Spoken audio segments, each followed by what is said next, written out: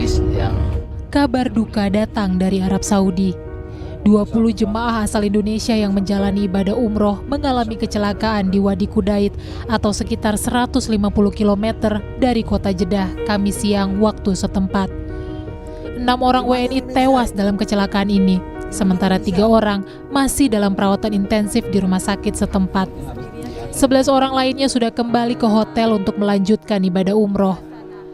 Konsulat Jenderal RI Jeddah Yusron Ambari menjelaskan, bus yang ditumpangi jemaah umroh menabrak jeep yang tiba-tiba menyalip hingga terguling dan terbakar.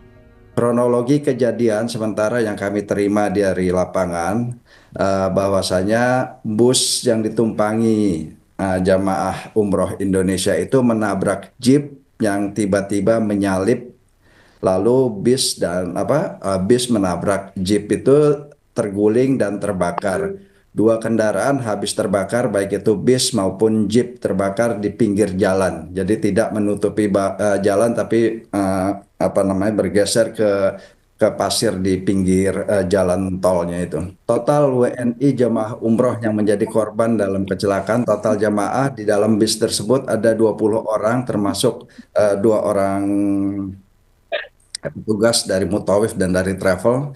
6 diantaranya meninggal dunia dan selebihnya luka-luka. Saat ini 3 korban luka masih berada dalam perawatan di rumah sakit di Arab Saudi, sementara 11 lainnya telah menuju hotel mereka di Mekah untuk melanjutkan program.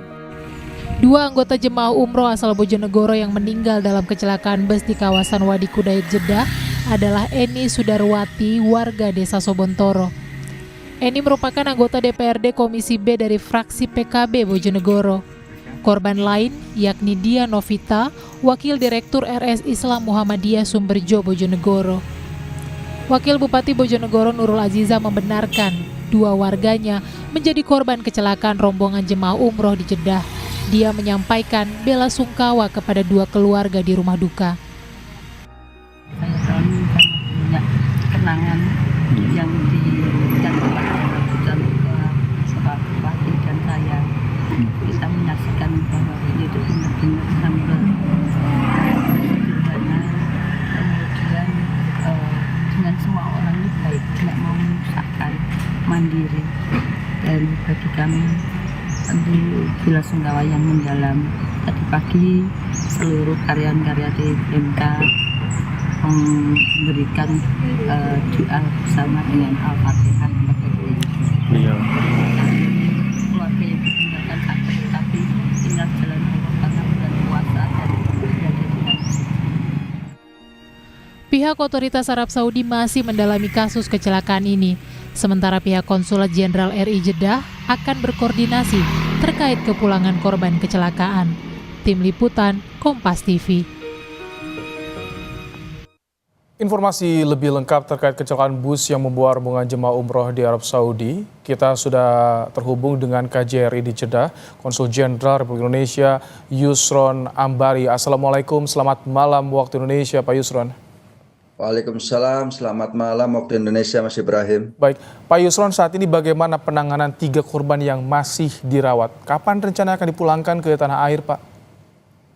Baik, hari ini tim Satgas Pelindungan KJRI Jeddah telah menemui salah satu korban yang mengalami luka bakar, Mbak Fabian.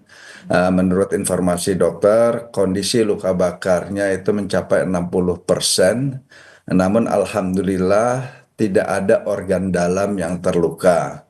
Dan rencananya yang bersangkutan akan dipindahkan ke rumah sakit yang lebih besar yang memiliki fasilitas lebih lengkap. Saat ini ada di daerah Mahjar.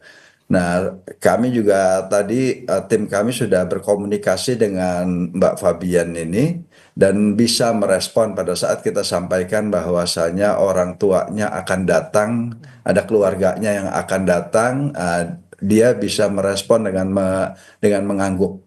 menganggukkan kepalanya. Jadi sudah bisa ada komunikasi untuk Mbak Fabian ini.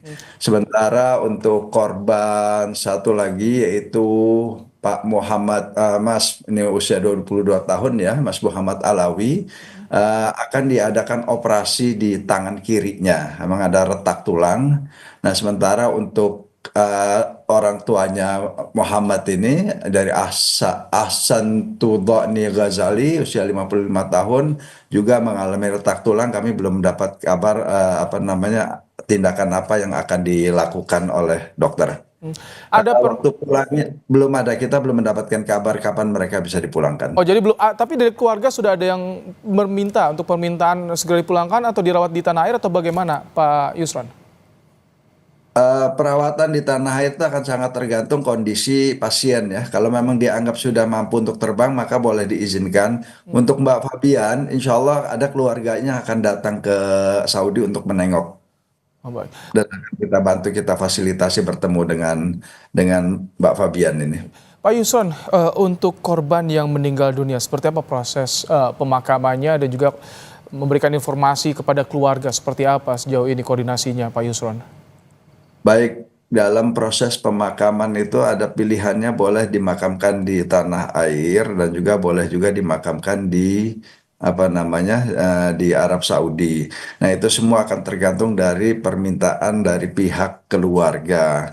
Namun perlu dicatat juga bahwasanya dalam proses kejadian kecelakaan seperti ini, proses identifikasi jenazah dan juga kemudian penanganan proses administrasinya itu biasanya akan memakan waktu yang cukup lama.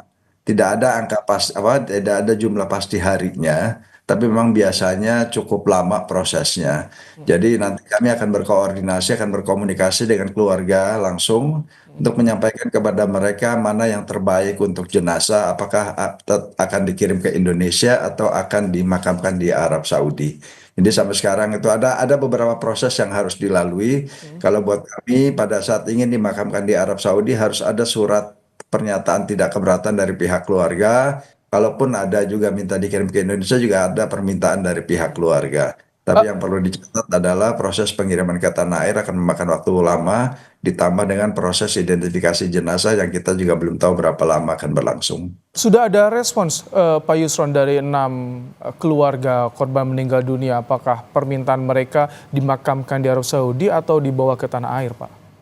Kita sudah ada komunikasi, sudah kita infokan ke berita duka cita ini, tapi kita belum masuk ke tahap untuk bagaimana proses selanjutnya pengiriman, proses penanganan jenazahnya.